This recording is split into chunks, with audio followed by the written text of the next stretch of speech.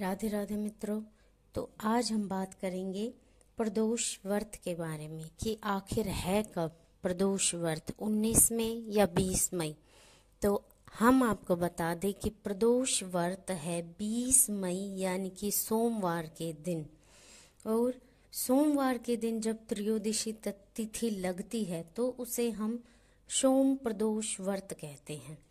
और धार्मिक मान्यताओं के अनुसार शिव जी को ये प्रदोष व्रत बहुत ही प्रिय है और जो भी भक्त इस व्रत को करते हैं वो भी शिव जी को अति प्रिय हैं। और इस व्रत को रखकर जो भी प्रदोष काल में शिव जी की पूजा करता है, उनकी कथा सुनता है, उनकी पूजा अर्चना करता है, शिव जी उन्हें बहुत ही अच्छा और खास आशीर्वाद देते हैं। तो चलिए आज हम बात करते हैं प्रदोष व्रत की कथा के बारे में।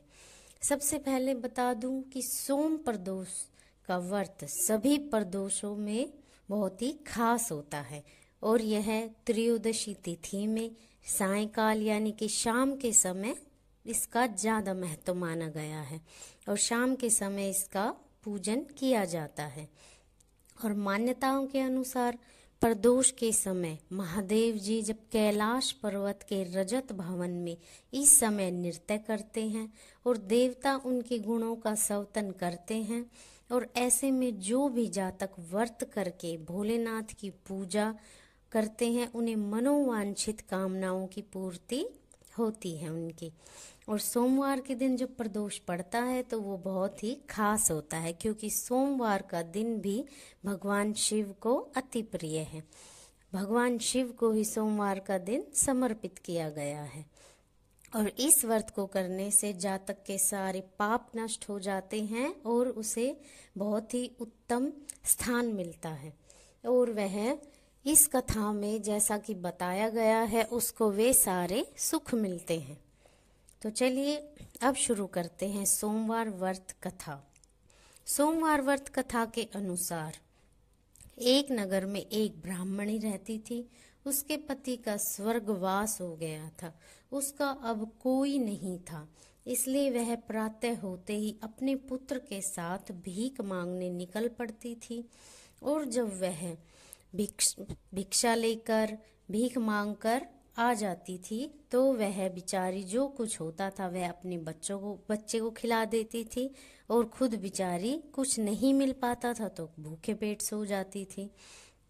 तो एक दिन ब्राह्मणी जब घर पर लौट रही थी तो उसे एक लड़का घायल अवस्था में पड़ा हुआ मिला।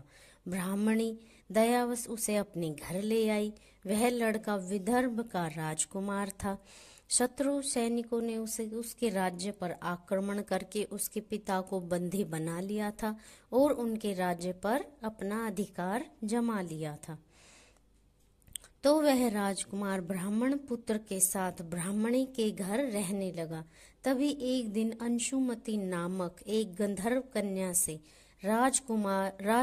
कन्या को राजकुमार ने देखा तो वह उस पर मोहित हो गया।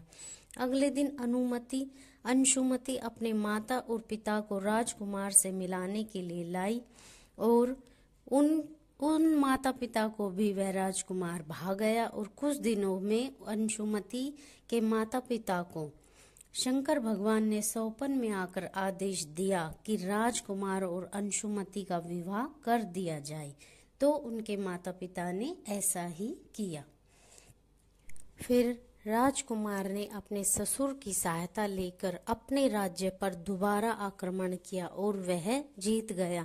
इस तरह उसे भगवान शिव की कृपा से अपना राज्य, अपना अधिकार दोबारा वापस मिल गया। और फिर वे ब्राह्मणी, उसका पुत्र और वो राजकुमार सब खुशी से रहने लगे। और ये सब हुआ शिव जी के प्रदोष व्रत के कारण। इसलिए आप सभी भी प्रदोष व्रत कर सकते हैं और ऐसा लाभ उठा सकते हैं। राधे राधे मित्र।